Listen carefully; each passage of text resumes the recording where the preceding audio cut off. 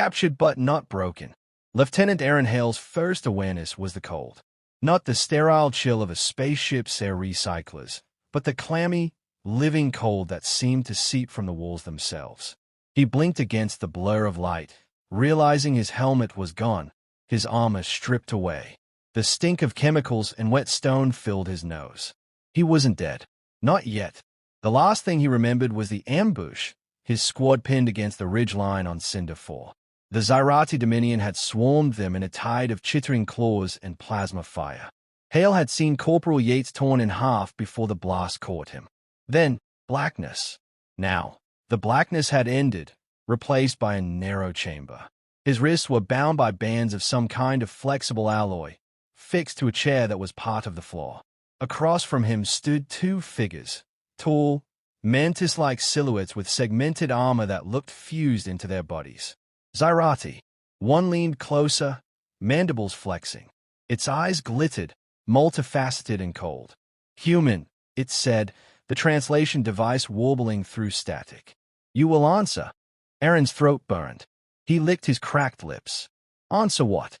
The alien tilted its head, as if amused. Where your fleet hides, where your kind gather strength. You will speak. You will speak. The other alien clicked its mandibles in a sound that might have been laughter. Aaron almost laughed too.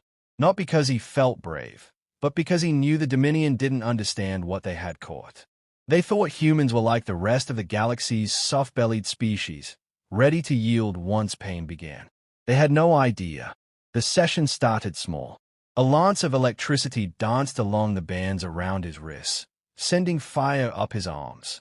Aaron clenched his jaw, vision swimming. He had endured worse. Officer training back on Mars had included shock endurance, survival drills in freezing oceans, and days without food or water. He remembered the rasp of his drill sergeant's voice. Pain is information. Hale. Nothing more. Learn to file it, not fear it. The electricity cut off. The Xyrathi leaned forward again. Coordinates. Aaron spat blood onto the floor. Go to hell.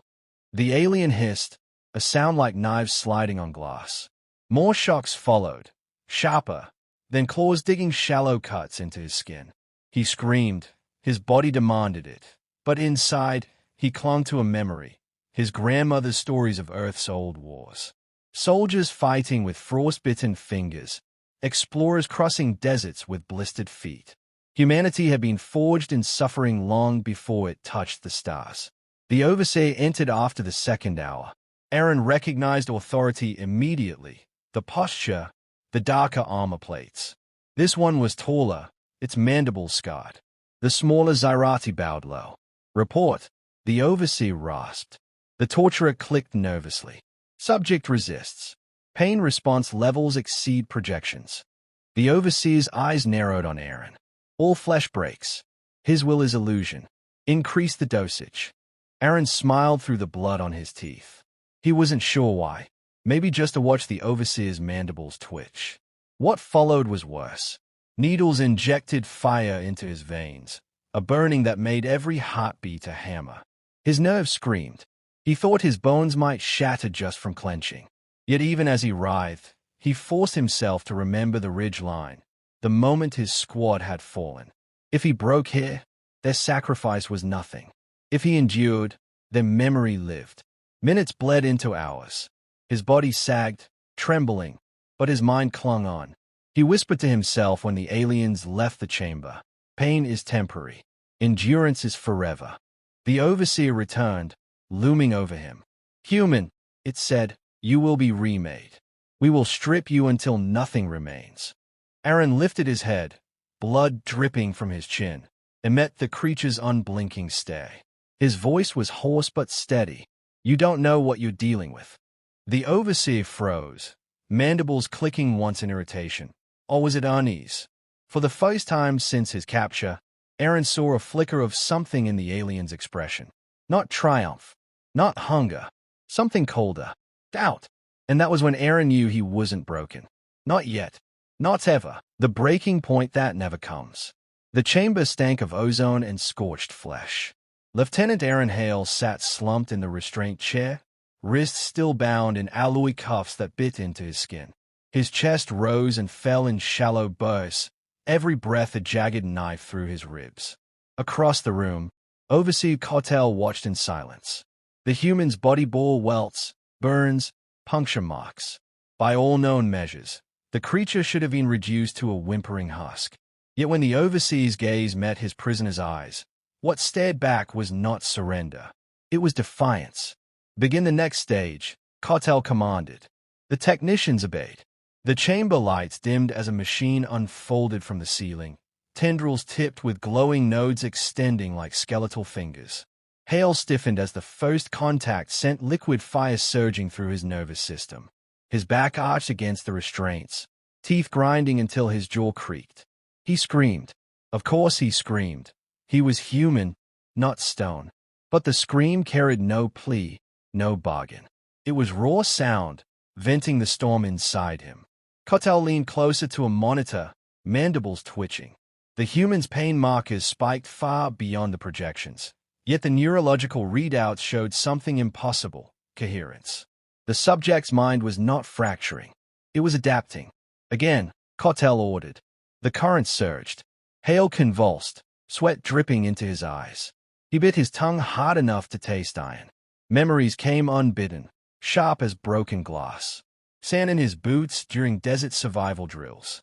Frostbite gnawing his toes during Arctic training. The time a medic had to sew his arms shut with nothing but whiskey and grit for an aesthetic. Pain had never been a stranger. Pain was an old companion. When the current ended, Hale sagged forward, chest heaving. The technician approached, expecting him to beg. But Hale lifted his head with a crooked grin. Blood stained his teeth. "You're gonna have to try harder than that," he rasped. The technician recoiled, mandibles flaring in alarm. Cautel's cold eyes narrowed. Hours blurred.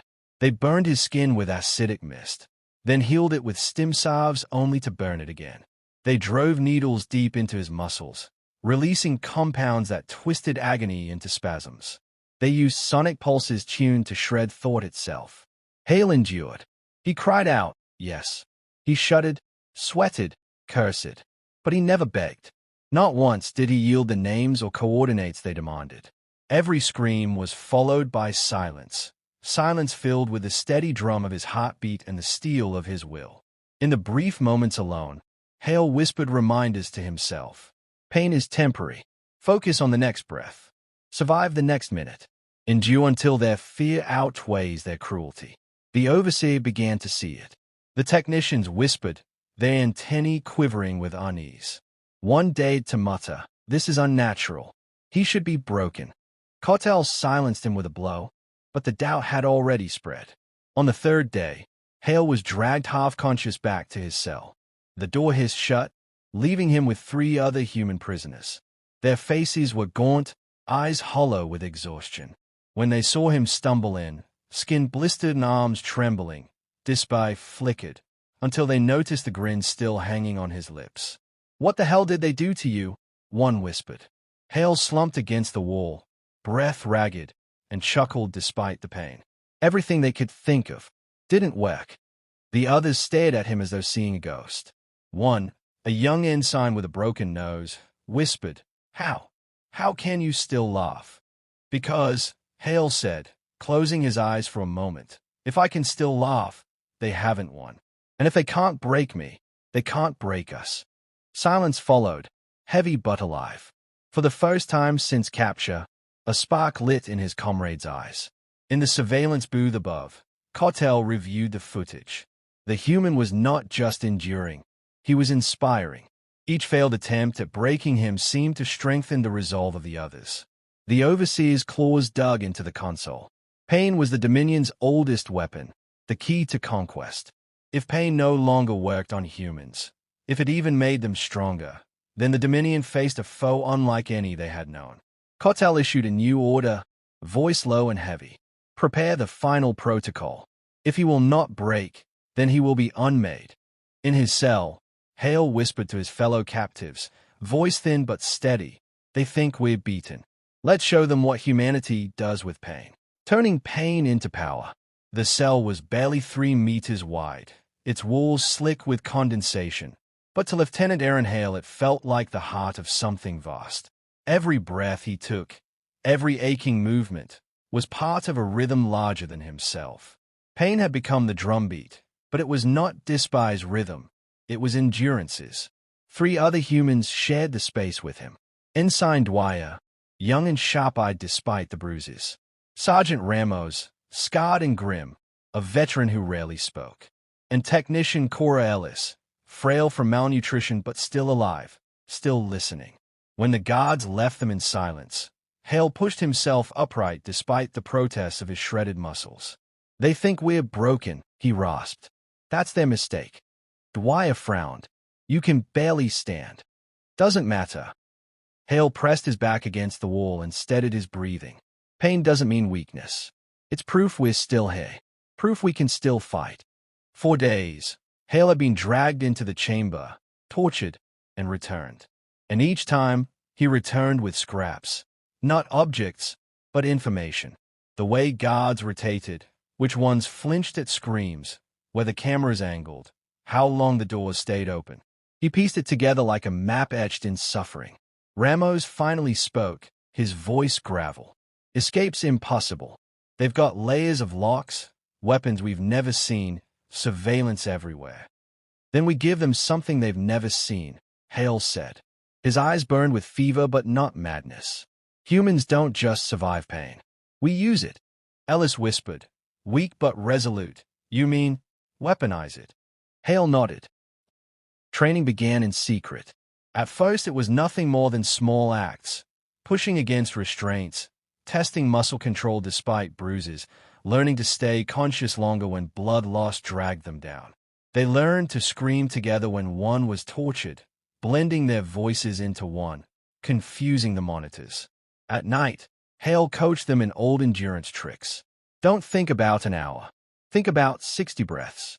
Survive one set, then another. Break it down until the impossible becomes possible." The others listened. They practiced breathing through pain, slowing their heart rates, biting back fear. The guards noticed the change. Where there had been moans and silence, now there was murmured conversation, even laughter. It unsettled them. In the overseer's command chamber, Cottel studied the recordings. Humans hunched, blooded, yet smiling through cracked lips. They were not fracturing, they were coalescing. The overseer's claws scraped the table as he hissed to his lieutenants. "They are contagious. Contain them." But containment was already slipping. One evening, Hale returned from his session barely alive. His skin blistered from sonic burns, his ribs cracked. The guards dumped him on the floor, expecting silence. Instead, he raised his head and laughed. Low, ragged, but unmistakable. The sound rattled the chamber. Dwyer's eyes widened. Ramos leaned forward. Ellis's lips twitched into the first smile she'd dared in weeks. Hale spat blood and whispered, "They think pain's their weapon. But every second I endure it, I learn. Every shock, every burn, it teaches me how far I can go. And I'm not done yet." Something shifted then. The others began to see pain not as a chain, but as a measure of what they could withstand. The first real act of resistance came the next day. When the guards dragged Ramos out for interrogation, he went limp until halfway down the corridor, then snapped upright, headbutting the nearest soldier. He was beaten savagely for it, but the humans cheered when he was returned, broken but grinning. "Worth it," he muttered, teeth missing, eyes bright. That night, Hale whispered the next step. "They can't break us one by one if we stand together. Synchronize your pain. If one of us screams, all of us scream. If one laughs, all of us laugh. Make them doubt their own power." And so they did. The next torture session became chaos for the Xyrathi. Hale shrieked under the lash, but his comrades shrieked from their cell too, echoing his voice. The monitors couldn't distinguish who was suffering and who was mocking. The guards grew uneasy. For the first time, the Xyrathi faltered. Fear crept in. In the observation chamber, Overseer Cottel listened as a chorus of human screams bled through the comms. He expected Dispai. Instead, the overlapping tones carried a strange rhythm, like ritual chanting. His subordinates shifted uneasily. They turned agony into unity, one stammered. Cautel's mandibles clicked in agitation. Then we will escalate. We will remind them what true unmaking feels like. But deep inside, a thought gnawed. If pain only sharpened the humans, what weapon remained? Back in the cell, Hale leaned against the wall, shaking with exhaustion. He looked at his companions, bruised, starved, yet alive, and whispered, "This isn't the end. This is the beginning." Their eyes met his, and for the first time since captivity, hope burned brighter than fear. Too late to stop them. The alarms began as a low hum, then rose into a frantic wail that pulsed through the walls. Lieutenant Aaron Hale opened his eyes, pain radiating from every limb. This was a moment he had been waiting for. "Now," he whispered, forcing his body upright. Ensign Dwyer and Ramos sprang into motion. Technician Ellis, though frail, steadied herself against the wall. Together, they had prepared for this moment in secret, waiting for the shift change when guards were most distracted. Hale had hidden a jagged shard of alloy under the cell's drain, pried loose during one of his returns from torture. His wrists bled as he twisted against the restraints, sawing until the cuffs gave way with a sharp snap. Freedom. Pain lanced up his arms, but he welcomed it. The door hissed open as two guards entered, mandibles clacking in irritation. They expected compliance. What they got was fury. Ramos surged forward with a broken cuff still hanging from his wrists, smashing one guard across the face. Dwyer lunged for the other, teeth bared. Hale stumbled but caught the guard's shock staff, wrenching it free despite the agony in his shoulder. Electricity crackled as he turned the weapon back on its wielder, dropping the insectoid in a twitching heap. For a heartbeat, silence filled the cell. Then Hale grinned, teeth red with blood. "Let's move." The humans spread through the corridors like wildfire. Every injury they bore was fuel. Every scar was a reminder of what they had endured. Guards tried to block their path, but the prisoners fought with a terrifying abandon. Where another species might have collapsed under wounds, the humans pushed forward. A plasma bolt seared Hale's side, burning flesh to char. He staggered but didn't fall. Instead, he drove his stolen staff into the guard's chest. The alien collapsed, mandibles clicking in panic even as it died. The facility was not prepared for this. Torture chambers were designed for breaking captives, not containing warriors who had learned to weaponize suffering. Doors jammed open, alarms blared, and the humans moved with desperate coordination. In the command chamber, Overseer Cautel listened to frantic reports. Sector 4 breached. Weapons stolen. Guards retreating. How? Cautel demanded, mandibles grinding. They were broken. The technician's antennae quivered.